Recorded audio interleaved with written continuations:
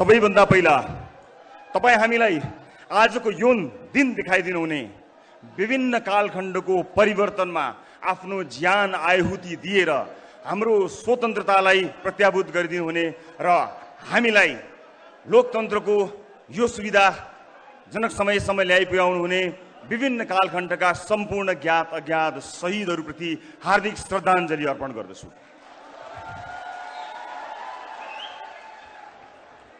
आजको कार्यक्रमलाई केही औपचारिकता प्रदान गर्नुपर्ने भएको हुनाले हामीले यसलाई हलभित्र प्रस्तुत गर्यौं, तर हल बाहिर पनि यसलाई हेर्ने सुविधा राखेका छौं। सबभन्दा पहिला समर्थनमा आउनुहुने तर हल बाहिर असुविधाका कारण बसिरहनुभएका सम्पूर्ण जति पनि दाजुभाइ दिदीबहिनीहरू हुनुहुन्छ उहाँहरूलाई भएको असुविधाको लागि म शिर निहुर्याएर क्षमा चाहन्छु र म आयोजक जति पनि हाम्रा साथीहरू हुनुहुन्छ उहाँहरूलाई यो हलको औपचारिक कार्यक्रमपछि यसलाई हल बाहिरबाट पनि बाहिर रहनुभएका साथीभाइहरूलाई सम्बोधन गर्ने वातावरण मिलाइदिनु हुनेछ भन्ने अपेक्षा गर्दछु र यो औपचारिकता प्रदान गर्नको निमित्त मात्र म हलमा छु, म सुविधाका लागि होइन। केही प्रस्तुतिहरू स्क्रिनमा देखाउनु पर्ने भएका कारणले मलाई यो अनुमति दिनुहुनेछ। यो असुविधाका लागि फेरि पनि क्षमा दिनुहुनेछ भन्ने विश्वास लिएको छु र मलाई विश्वास छ यो यात्राको सुरुवात योभन्दा कठिन हुनेछ। योभन्दा कठिन त्यो यात्राका लागि पनि तपाईँ मलाई र मेरो टिमलाई साथ दिनका लागि आउनु भएको छ भन्ने विश्वास लिएर म आज तपाईहरु समक्ष सिधा कुरा गर्न गइरहेको छु। टेलिभिजनबाट होइन, यहाँबाट सम्पूर्ण देशका लागि। लामो समयदेखि संचार कर्ममा यहाँहरूले मलाई देख्दै आउनुभयो।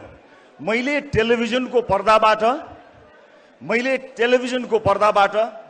यो देशका स्थापित राजनीतिज्ञहरूलाई, राजनीतिक दलहरूलाई सुध्र सप्रिय भनेर बारम्बार भनिरहे। आवाज अलि चर्को थियो तर तपाईहरूले कहिले पनि झर्को मान्नु भएन। तर उनीहरू सप्रेनन्, उनीहरूले सप्रिने संकेत पनि देखाएनन्। सप्रिने संकेत मात्र देखाएनन् मात्र होइन, जनमत गुमाउँदै पनि एउटाले अर्कोसँग अर्कोले अर्कोसँग गठबन्धन गरेर पनि जसरी पनि राज्य सत्ता हासिल गर्ने प्रपञ्च हासिल गरिरहे। विश्वास गर्नुस्, यो देशमा मैले जति मान्छेहरू रोएको कसैले पनि देखेको छैन। प्रत्येक दिन मेरो कार्यालय रहेको ठाउँमा प्रत्येक दिन दर्जनौं मान्छेहरू आउनुहुन्थ्यो र आएको 2 मिनेट पहिला उहाँहरू रुनुहुन्थ्यो। तपाईहरुलाई आश्चर्य लाग्छ होला, जहाँ मैले आफ्नो कार्यालय राखेको थिएँ त्यसको वरपर हिँड्ने दूरीमा, वक इन डिस्टेन्समा यो देशको न्यायालयको प्रमुखको निवास छ, बाटो पारी उहाँको निवास छ, अलिकति पर प्रधानमन्त्रीको निवास छ, अलिकति तल गए राष्ट्रपतिज्यूको निवास छ। तर आम जनताको भिड कहिले पनि त्यहाँ लागेन, किनकि आम जनतालाई थाहा छ अब उहाँहरूबाट केही हुन्न।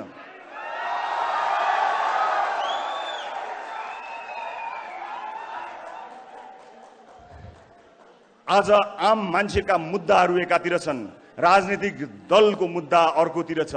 आम मान्छेको पेट त खालीको खाली नै छ, तर आम मान्छेको भोट साथमा लिएर तिनको जीवन उकास्छु भन्नेहरूको जीवन यदि सम्पत्ति शुद्धिकरण जस्तो संस्था, अख्तियार जस्तो संस्था, सतर्कता जस्तो संस्था नसुतेर अलिकति उठेर धुलो लागेको फाइल टकटक्याउने मात्र हो भने यो देशमा 100 वटा भन्दा बढी जेल बन्छन्। तर मलाई थाहा छ त्यो जाँगर कसैसँग छैन, किनकि त्यो जाँगर लाग्ला कि भनेर कोटाबाट न्यायालयसम्म आफ्ना मान्छेहरू पठाइएको छ। पक्कै थाहा छ कि सत्तामा पुगेर गडबड गर्नु नै छ। आफूलाई बचाउने मान्छेहरू पहिल्यै तैनात राखेर सत्ता आरोहण गर्ने मानिसहरूबाट वाक्क भएर म टेलिभिजनबाट राजनीतिको मैदानमा आएको छु। मलाई यहाँ कति हिलो छ, कति धुलो छ, कति मैलो छ मलाई थाहा छ र राजनीतिको यो यात्रामा यो हिलो सफा गर्नको निमित्त मैले त्यहाँ डुबुल्की मार्नु पर्ने छ र कुनै समय केही क्षणको लागि त्यो हिलो लागेको फोहोरी र म सफा गर्न गएको मान्छे उस्तै देखिन सक्छु। तर तपाईँ नझुकिनु होला।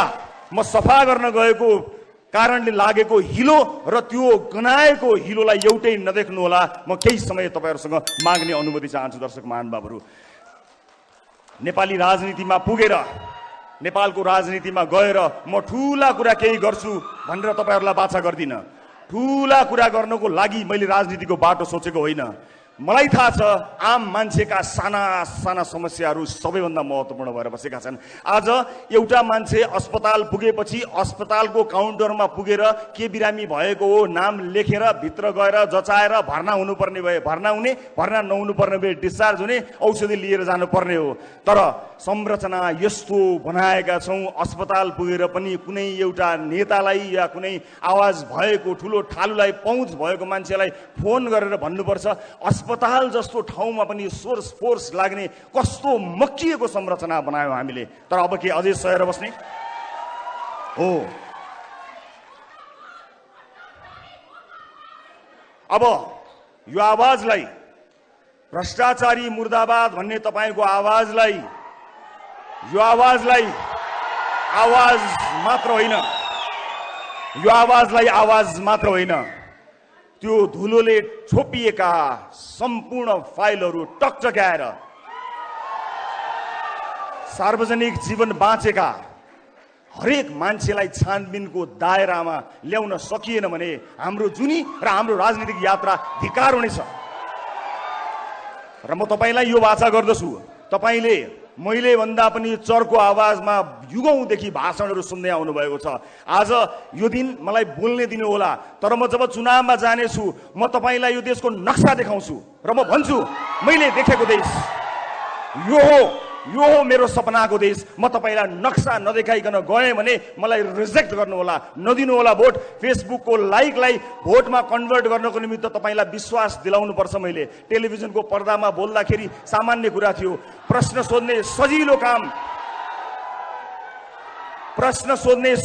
काम छोडेर जवाफ दिने गाह्रो कामको लागि आएको छु। मलाई विश्वास छ त्यो काम जसरी प्रश्न सोध्ने सजिलो काम थियो त्यो भन्दा सजिलोसँग म सम्पन्न गर्नेछु। त्यो विश्वास, त्यो आँट, त्यो अठोट सहित म यहाँहरू समक्ष आएको छु। राज्यका निकायहरू निकममा भइरहँदा पनि टेलिभिजनमा बसेर चिच्याउँदा मेरो घोक्रो सुकिसकेको थियो,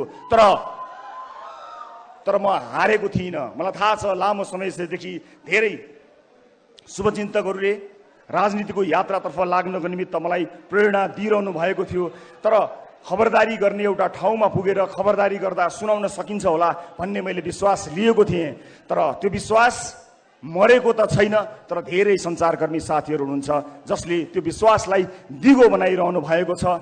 हामीले जहिले पनि बेकारमा सरकारी अड्डाहरूमा झन्झट भोग्नुपर्ने अवस्था आएको छ। यहाँ ठुला ठुला आयोजना, ठुला योजना र ठुला सपनाको कुरा छोड्दिउँ हजुर। बिचौलिया रहित सरकारी अड्डा र ढिला सुस्ती नभइकन काम गरेर कसैलाई नचिनिकन जान पाए पनि आम मान्छेको जीवन सही हुन्थ्यो। यी सामान्य मुद्दाहरूमा कसैको ध्यान गएन। म यहाँ व्यवस्था परिवर्तन गर्न आएको होइन। मलाई कुनै पनि व्यवस्थाले यदि कसैसँग हिम्मत, साहस, आँट र भिजन छ भने नागरिकलाई सुख दिन सक्छ भन्ने कुरामा पूर्ण विश्वास छ। मलाई कुनै व्यवस्था बदल्नु छैन, मलाई तपाईहरुको अवस्था बदल्नु छ, आम मान्छेको अवस्था बदल्नु छ। राजनीतिलाई मागी खाने भाँडो बनाएको यो विषयले असह्य भएर म राजनीतिमा प्रवेश गर्न आएको हुँ र यहाँहरूलाई म बताउँछु जहाँ 825 सांसद छन्, 1200 आसपासका मात्र डाक्टरको दरबन्दी भएको ठाउँमा आम मान्छेले स्वास्थ्य शिक्षा कसरी पाउने? हेलिकप्टर लिएर कोही नेता आफ्नो चुनाव प्रचारमा जान्छ, मलाई आपत्ति छैन, तर हेलिकप्टरले पुस्तक पनि पठाइदिनु पर्यो, हेलिकप्टरले औषधि पनि पुर्याइदिनु पर्यो। आजको युगमा हेलिकप्टर चढ्नु भनेको 2-4 लाखको कुरा हो, त्यसमा मेरो कुनै पनि भिमती छैन। तर औषधि पनि त्यसै गरी पुग्नु पर्यो र मान्छेले उपचार पनि त्यसरी पाउनु पर्यो र विद्यार्थीहरूको लागि पुस्तक पनि त्यसै गरी पुग्नु पर्यो। र हामीले कुन अवधारणाका साथ राजनीतिमा पहिला चालेका छौं भन्ने विषयमा म तपाईलाई क्रमबद्ध रूपमा जानकारी गर्न गइरहेको छु। विशेष गरेर आम मान्छेका मुद्दाहरूले नै मलाई यसतर्फ आउन प्रेरित गर्यो। वैदेशिक रोजगारमा आफ्नो परिवार छोडेर, कलकलाउँदा केटाकेटी छोडेर, भगवान जस्ता बाआमालाई छोडेर माला र टीका लगाएर एयरपोर्टबाट परदेशी भूमिमा जाँदा एयरपोर्टबाटै ठगिएको नेपालीको समस्या मेरो समस्या हो।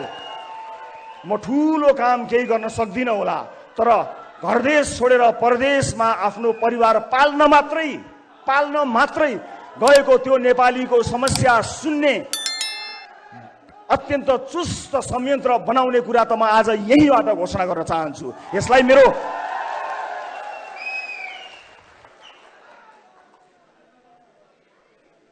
आज यहाँ म किन राजनीतिमा आएँ र मलाई राजनीतिमा के सुविधा थियो अथवा राजनीतिमा आउने निर्णय गर्दा के कुराहरू आएका थिए त्यसबारे पनि म छोटो जानकारी यहाँहरूलाई गराउन गइरहेको छु।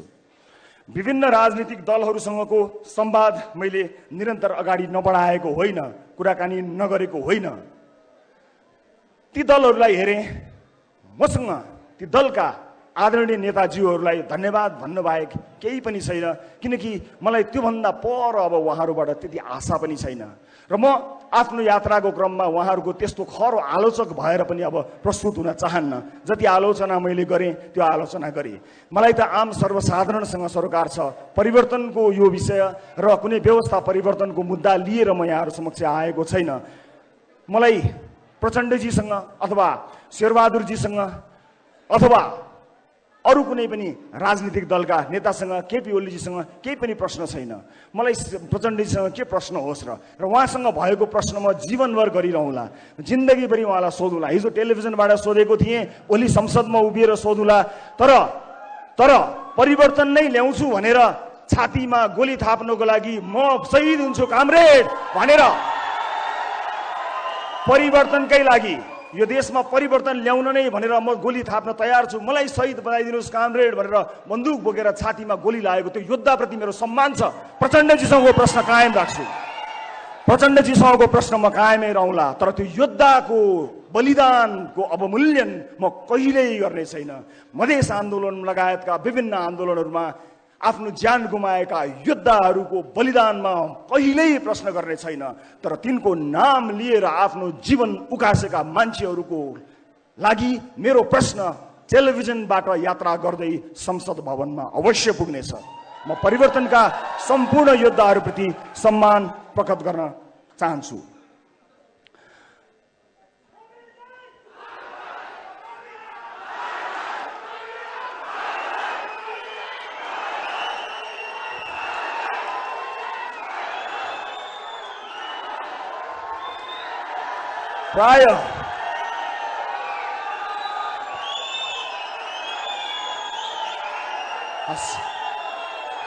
प्राय सबै सुनिदिनु, धन्यवाद, थ्याङ्क यू सो मच।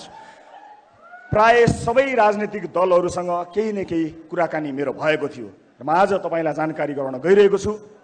म यो देशमा आजको मितिसम्म दर्ता भएका कुनै पनि राजनीतिक दलमा प्रवेश गर्दिन।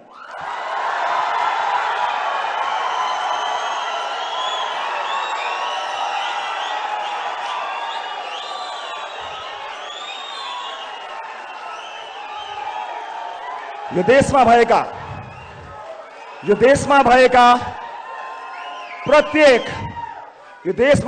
प्रत्येक राजनीतिक दलभित्र राम्रा मान्छे नभएका होइनन्,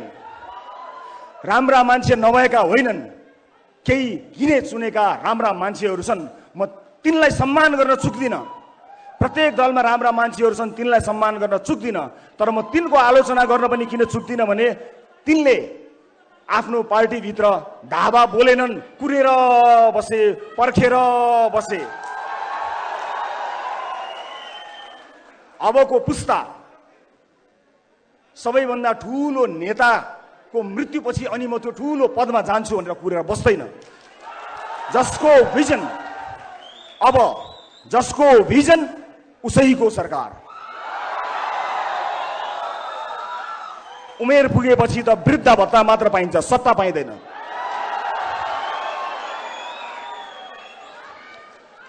अब म के गर्छु त यहाँहरूलाई म जानकारी गराउँछु। के म स्वतन्त्र उम्मेदवारको रूपमा उठ्नको लागि यहाँ आएको छु?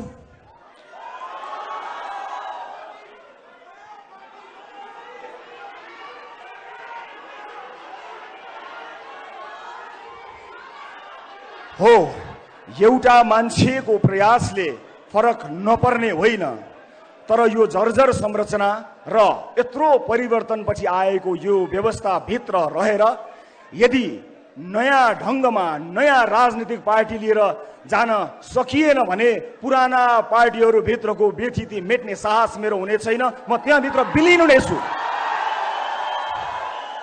म त्यो दलभित्र विलिन हुन चाहन्न। म आम नागरिकलाई चाहिएको जस्तो दल बनाएर नयाँ दल निर्माण गरेर क्षमतावान मान्छेहरूको साथ लिएर यो देशलाई नयाँ मेन्डेट दिन तयार भएर आएको छु। मलाई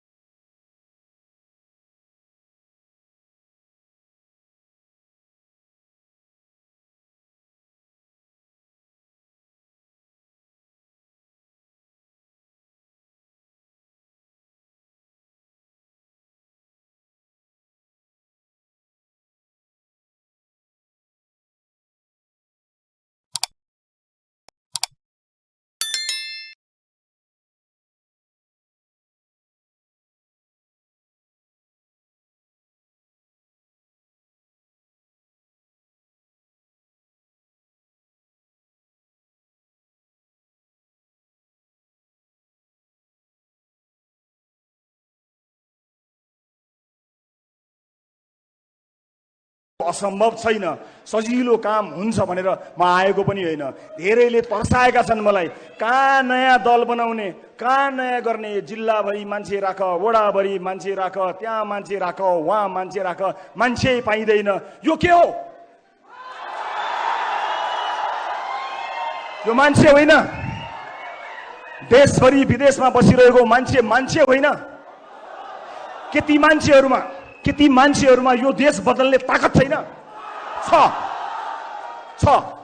म एउटा प्रतिनिधि पात्र मात्र हुँ। मलाई थाहा छैन मसँग कति क्षमता छ र हरेक मान्छे सीमित क्षमता भित्र हटाउँछ।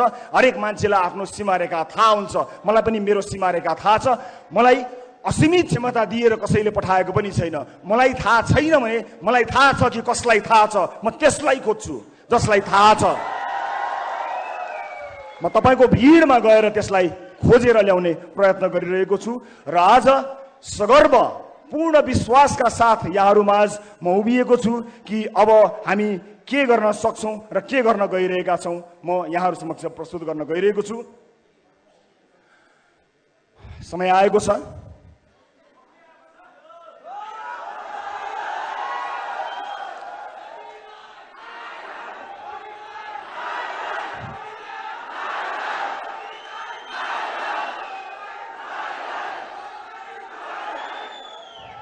यो पाइला आज यहाँबाट सुरु भएको छ।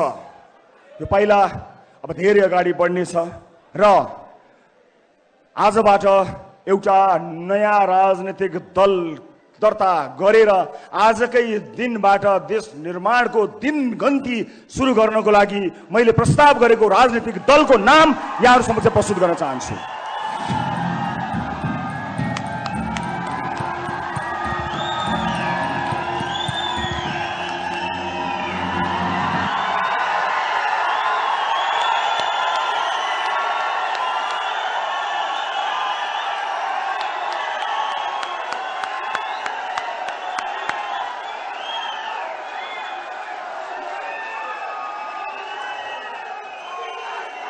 राष्ट्रिय स्वतन्त्र पार्टी, राष्ट्रिय स्वतन्त्र पार्टी, राष्ट्रिय स्वतन्त्र पार्टी आजबाट नेपाली राजनीतिमा आफ्नो पहिलो पाइला सारेर यो धरतीमा पदार्पण गरेको राष्ट्रिय स्वतन्त्र पार्टीलाई जोरदार तालीले स्वागत गरिदिनु होला।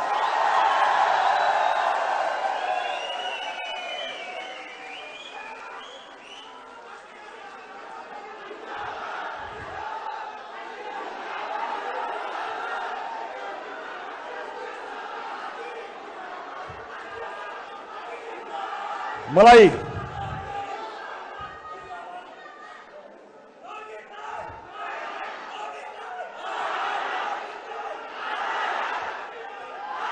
अब यो देशमा पार्टीहरूको कमी भएको होइन। हामी कसरी फरक छौं राष्ट्रिय स्वतन्त्र पार्टी कसरी फरक छ त्यो बारे बताउँछु। तर त्यो भन्दा पहिला म स्वतन्त्र रूपमा उम्मेदवारी दिन चाहनुहुने क्षमतावान साथीहरूलाई यदि तपाईसँग क्षमता छ भने सबैभन्दा माथिल्लो तहसम्म पुग्ने गरी यो पार्टीमा सहभागी हुन स्वागत गर्न चाहन्छु। आज सुरुवात कसैले गरे होला, मैले यसको नेतृत्व लिएको हुँ, तर क्षमता नभएको दिन यो पार्टीमा बसेछु भने जहाँ देख्यो त्यही ढुङ्गाले हान्नु होला। क्षमतावान मान्छेहरूका लागि बनेको यो प्लेटफर्म कोही नभए पनि नमरोस्, म आज पहिलो दिनमा तपाईहरू समक्ष यो देश, यो धरती माता, आफ्ना स्वर्गीय मातापिता, आम नेपाली दाजुभाइ दिदीबहिनीहरू, शहीदहरू सबैलाई सम्झेर कसम खान्छु, क्षमता नभई पार्टीमा र्याल सुगान चियाउँदै टाँसिएर बस्ने छैन।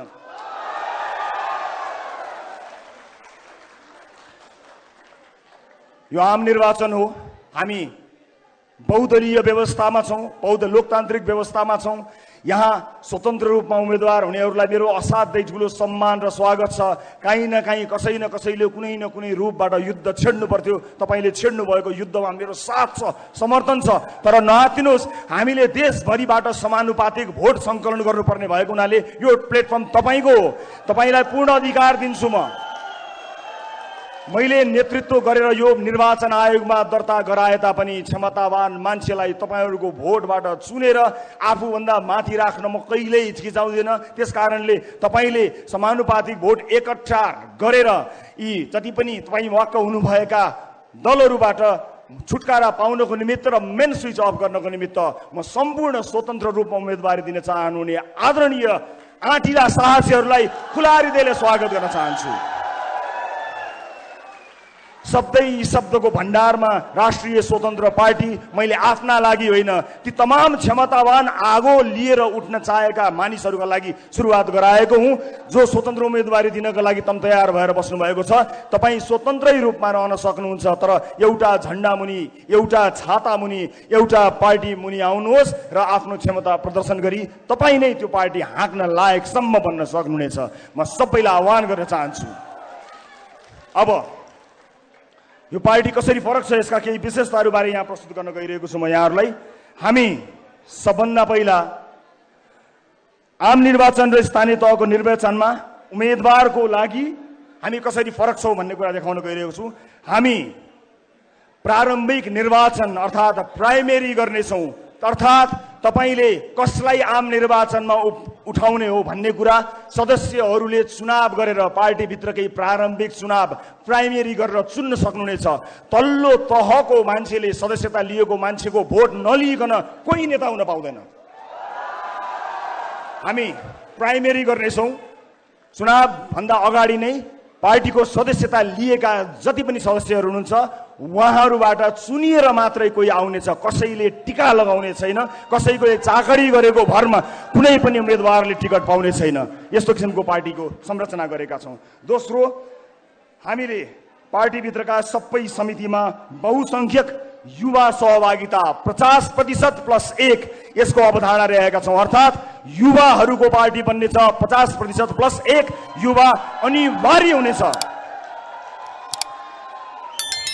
राष्ट्रिय स्वतन्त्र पार्टीमा तेस्रो पृथकता यहाँहरू समक्ष प्रस्तुत गर्न गइरहेको छु म।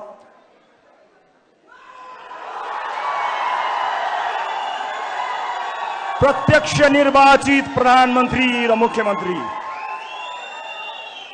यदि मैले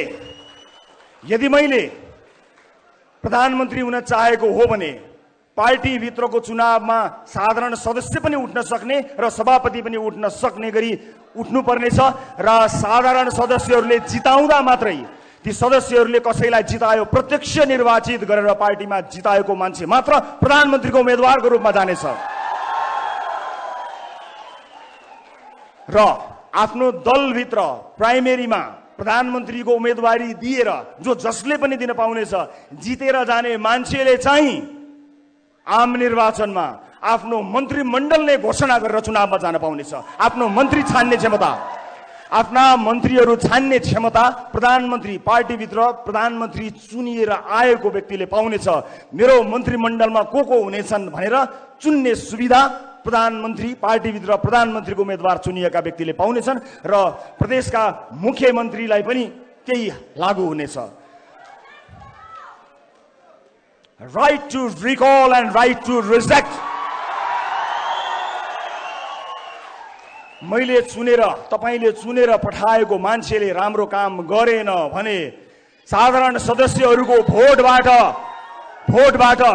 फिर्ता होइन, कथालो समातेर फिर्ता ल्याउने व्यवस्था हामीले गरेका छौं र रिजेक्ट गर्न पाइने राइट टु रिजेक्टको व्यवस्था पनि हामीले यस पार्टीभित्र गरेका छौं। र म अर्को पनि जानकारी गराउँछु यहाँलाई। म 7 वटा विशेषता प्रस्तुत गर्छु। डिजिटल डेमोक्रेसीको अभ्यास हामी अब यस पार्टीमा गर्नेछौँ। अर्थात् तपाईले डिजिटल्ली आजैबाट सदस्यता सुरु हुनेछ। तपाईं त्यसको सदस्य भइसक्नु भएपछि तपाईले भोट हाल्ने, आफ्नो क्षेत्रमा भोट हाल्ने अधिकार पाउनुहुनेछ र महत्त्वपूर्ण मुद्दाहरूमा भोट हाल्ने मात्र होइन, त्यहीबाट डिजिटल्ली तपाईले भोट हाल्नुहुनेछ। महिनौं लाएर घुर्दै मतपत्र ल्याउँदै राख्दै गन्दै गर्ने त्यस्तो युगबाट मुक्त गर्न पहिला आफ्नो पार्टीभित्र पछि देशैभरि प्रयास गर्नेछौँ। परिवारवादलाई पूर्ण रूपमा निषेध।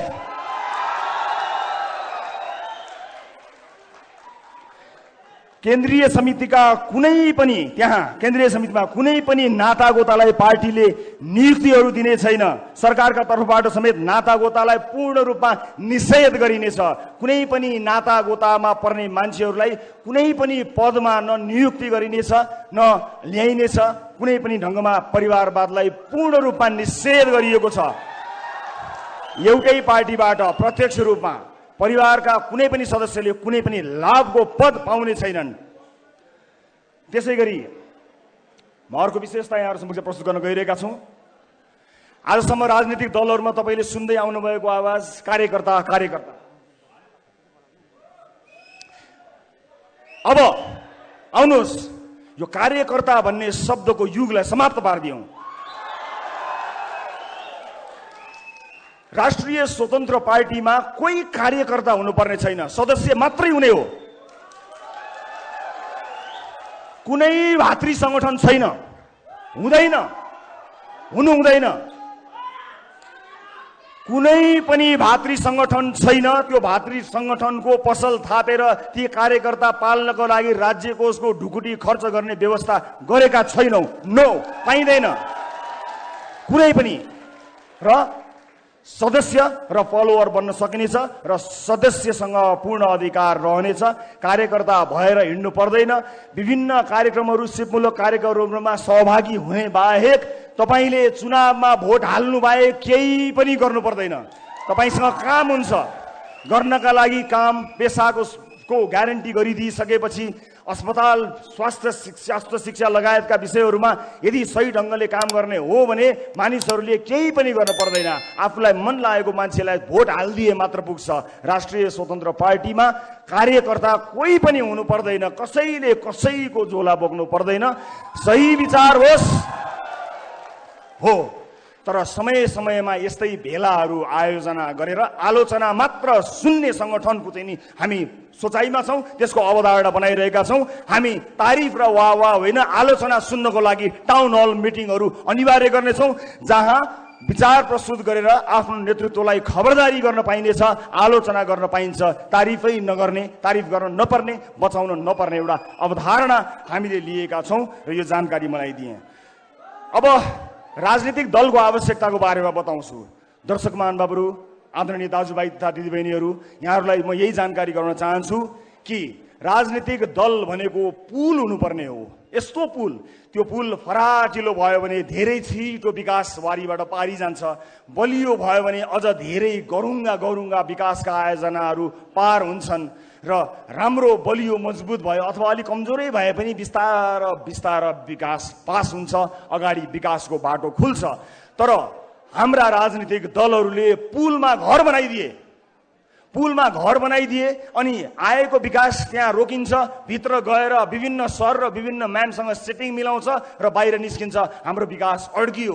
विकास अगाडि बढ्नुपर्ने ठाउँमा विकास अगाडि बढेन, विकास त्यहीँ अड्कियो।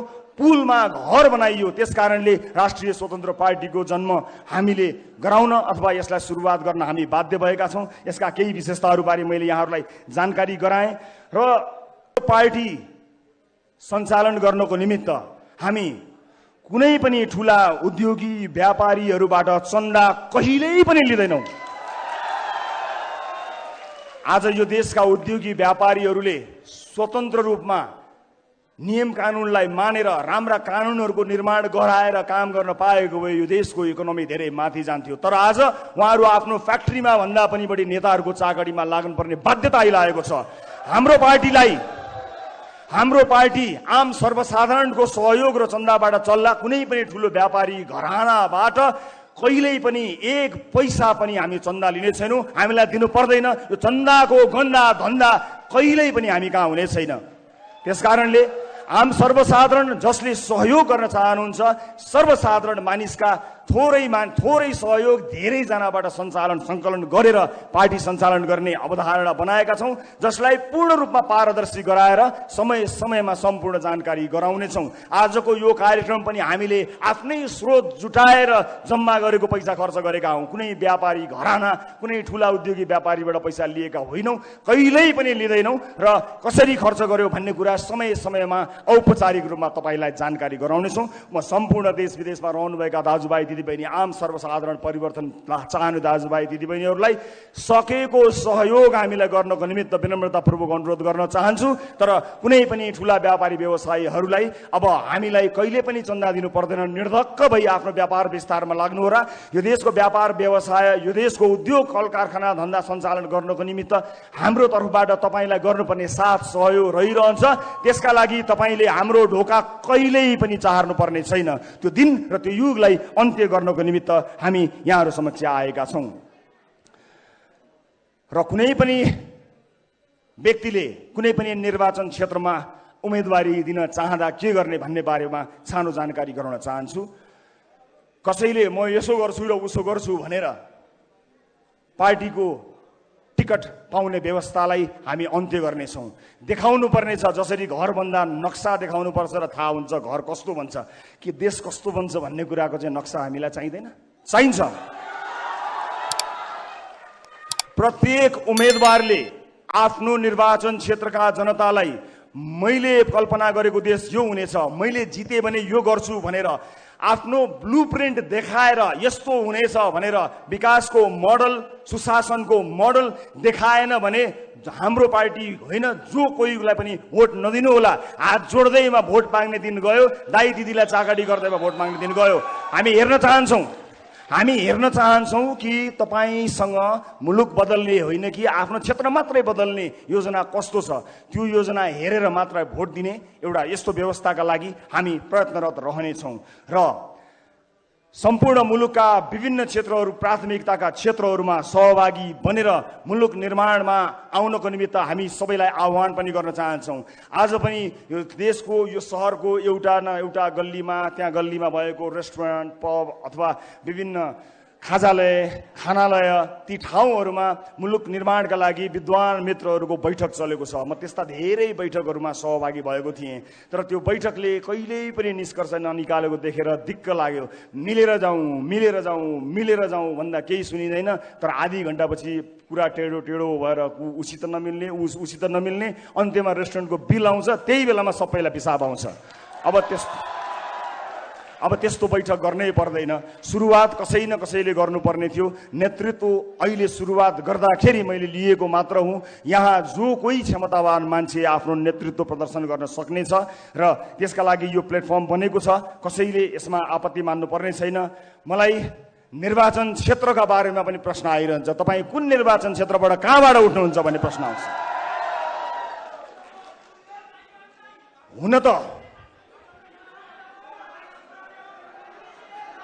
हुन त मलाई झापा, डडेलधुरा, चितवनबाट चुनाव लड्न मन छ। हुन त मलाई झापा, डडेलधुरा, चितवनबाट चुनाव लड्न मन छ। म झापा, डडेलधुरा, चितवनमा चुनाव लड्न डराएको होइन, तर सरकारमा को छन् र तिनले कस्तो चुनाव गरेको छन् त्यो इतिहाससँग सचेत चाहिन्छु म। त्यस अर्थमा यहाँ हार्ने लड्ने सुविधा तपाईँ हामीलाई छैन। एउटा व्यक्ति हारेर लडेर फरक नपर्ने भए म स्वतन्त्र रूपमा कुनै पनि ठाउँबाट उम्मेदवारी दिएर आफूलाई सुरक्षित गर्थेँ, तर हामीलाई हार्ने सुविधा छैन। राजनीति जसरी नै गर्नुपर्ने हुन्छ। राजनीति पत्रकारिता जस्तो नहुने रहेछ, राजनीति समाजसेवा जस्तो नहुने रहेछ। यो राजनीतिलाई यति धेरै राजनीति गरेर गिज्यौलियो कि हामी जस्ता मान्छे, तपाईँ हामी जस्ता सर्वसाधारणको त यो पहुँचको विषय नै होइन भनेर यसलाई अचम्मको बनाइयो। त्यसो होइन। राजनीति इमान भएको हर कोहीले गर्न सक्दछ। त्यसकारणले हामी आवेशमा आएर होइन, भावनामा बगेर होइन, सुझबुझका साथ जहाँबाट तपाईँहरूको प्रतिक्रिया प्राप्त हुन्छ, जहाँ अधिकांश दर्शकहरूले मलाई मात्र होइन अब बिस्तारै यहाँ जोडिएर आउने उम्मेदवारहरूलाई रुचाउनुहुन्छ, त्यहाँ उम्मेदवारी दिन्छौँ। र एकपटक यसपालि हामी त्यो मेन स्विच अफ गर्नको लागि एउटा तारको जिम्मा म लिन्छु। देशैभरिबाट एकजनालाई संसद छिर्न म रोक्छु। अब एकजनालाई संसद छिर्नबाट म रोक्छु, त्यसै गरी अर्कोलाई रोक्न तपाईँ देशैभरिबाट आउनुहोला, रोकौँ। बेचितीको यो मेन स्विचलाई अफ गरिदिउँ सदाका लागि। र मलाई विश्वास छ हामी त्यसका लागि तयार पनि भइसकेका छौँ। र मैले आजैबाट आफ्नो काम सुरु गर्ने निधो गरेको छु। थिङ्क ट्याङ्कका लागि विभिन्न क्षेत्रका विज्ञ विद्वानहरूलाई म एउटा इमेल यहाँ छोड्न गइरहेको छु। सम्पर्क गरेर आजैबाट थिङ्क ट्याङ्कका रूपमा काम गर्नको निमित्त आह्वान गर्न चाहन्छु। र भोलि बिहानैबाट यो देशको नक्सा कोर्न चुनावभन्दा अगाडि कस्तो बनाउने होला भनेर प्रतिबद्धता सहित आउनेछु। मैले कल्पना गरेको देश यस्तो हो भनेर तपाईँलाई देखाएर मात्र तपाईँको भोट लिनेछु, झुक्क्याएर भोट लिन्न।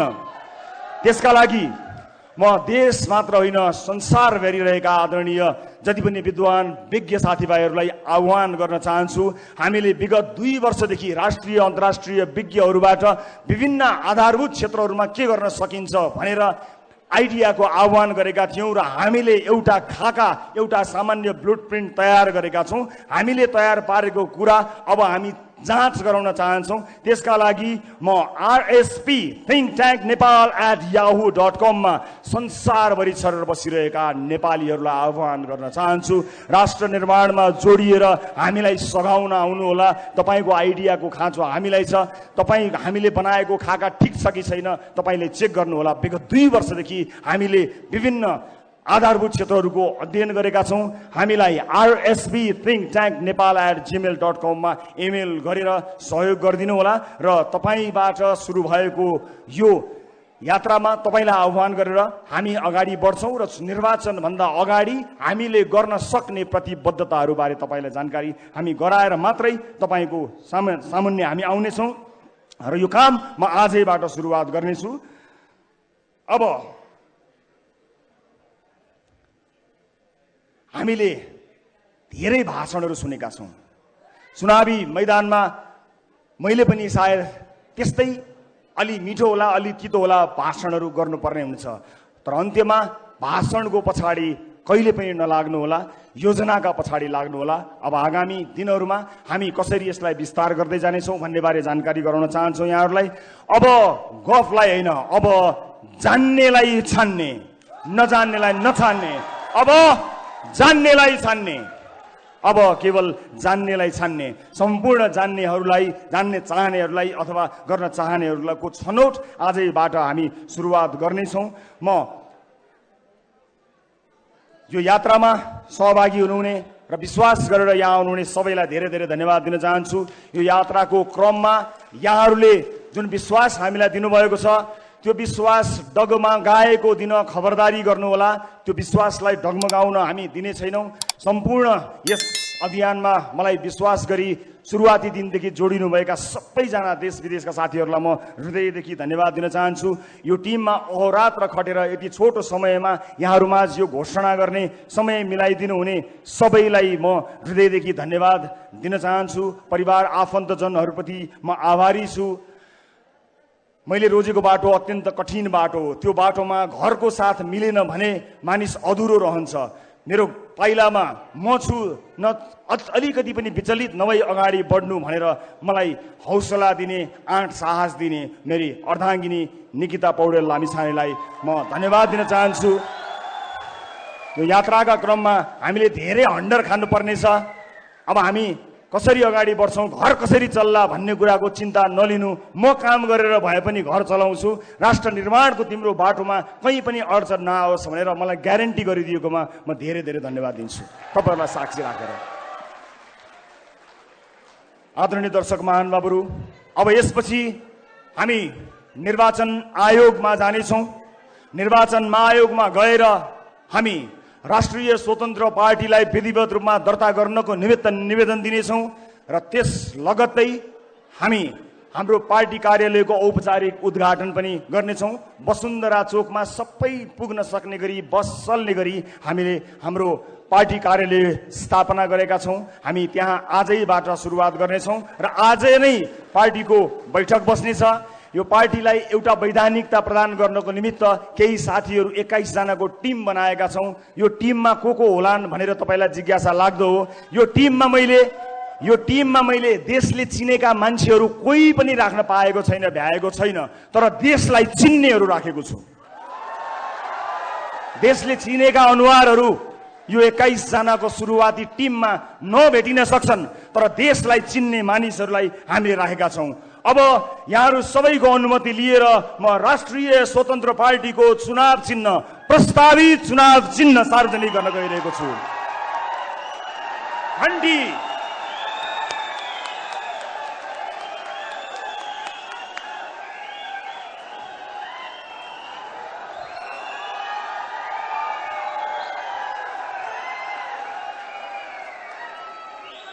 अब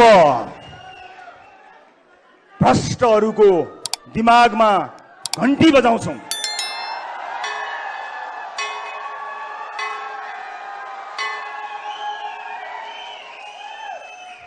यो सुशासनको घण्टी हो, भ्रष्टहरूका लागि एउटा जनाउ घण्टी हो, अर्को एउटा विकास र सुशासनको यात्राको घण्टी हो, सुरुवात हो। यहाँ हामीले प्रस्ताव गरेको यो नाम र यो चुनाव चिन्ह लिएर हामी निर्वाचन आयोग जान गइरहेका छौँ। त्यसपछि पार्टी कार्यालयमा हामी जानेछौँ। आज केही बेर अगाडि मै शहीद गेटमा गएर सधैँ शहीदहरूप्रति श्रद्धा सुमन अर्पण गरेको छु।